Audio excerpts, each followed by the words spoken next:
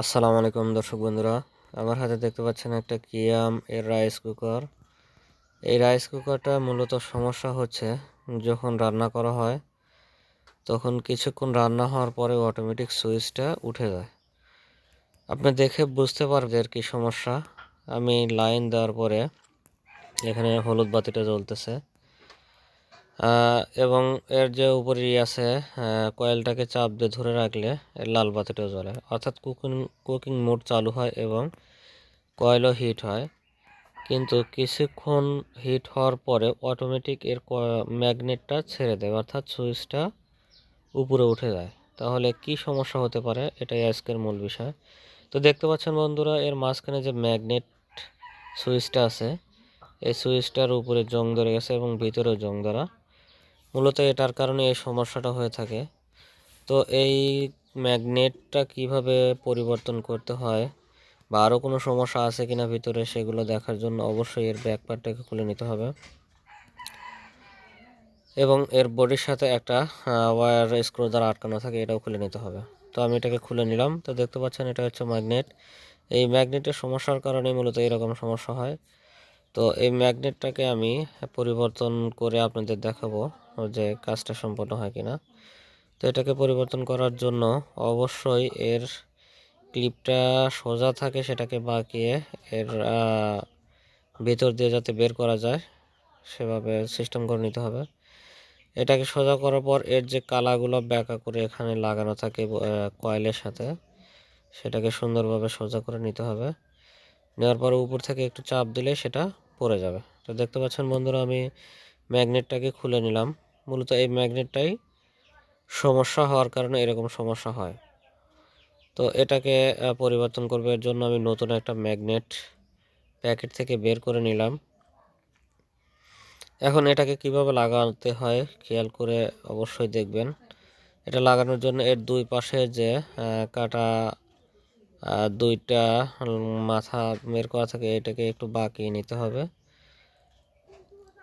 তো বন্ধুরা, মূলত বিষয়টা হচ্ছে আপনাদের কাজ দেখানোর সুবিধার্থে আমরা ভিডিওগুলো করে থাকি।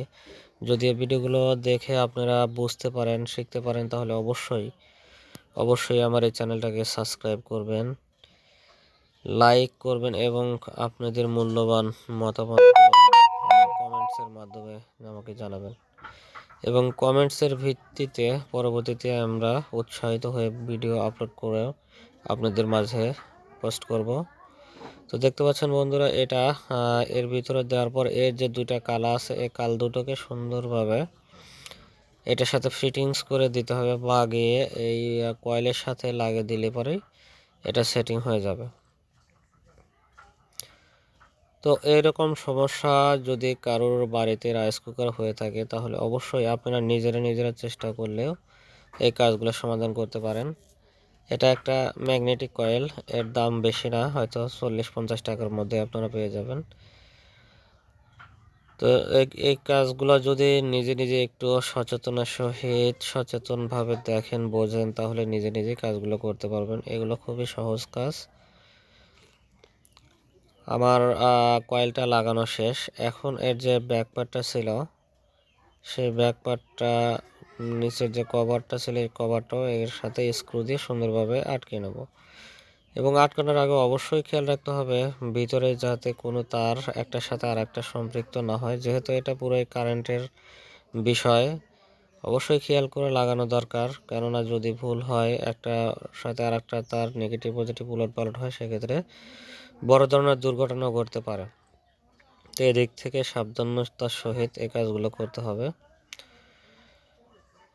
অতি সহজ একটি কাজ এবং চেষ্টা করলে সবাই পারবে ইনশাল্লাহ। তো আমার এটা লাগানো শেষ।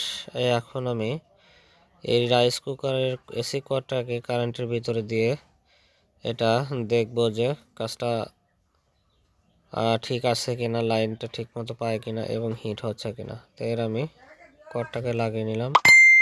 তো এখন আমি লাইন দিতে দেখতে পাচ্ছেন এখানে হলুদ বাতিটা শো করছে এবং আর ম্যাগনেটটা চাপ দিয়ে ধরে যদি আমি চাপ দিই তাহলে লাল বাতিটা শো করছে এবং এর কয়েলটাও প্রচুর পরিমাণে হিট হচ্ছে।